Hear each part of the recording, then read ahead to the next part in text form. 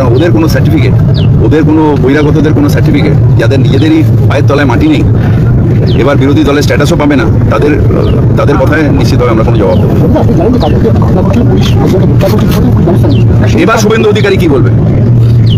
কমিউনালিজমের ছড়ানোর যে অভিসন্ধি উনি করেছেন, এবার শুভেন্দু অধিকারীকে বলতে হবে যে না, আমি অন্যায় করেছি, আমি যেটা বলেছি সেটা পাপ করেছি। তার কারণ কমিউনালিজম শেষ কথা বলবে না, দাঙ্গা শেষ কথা বলবে না, শান্তি শেষ কথা বলবে, মানুষ শেষ কথা বলবে।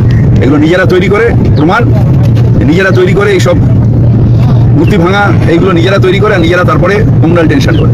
এটা অন্যায়, এটা পাপ, এটা সবাইকে প্রতিবাদ করতে হবে।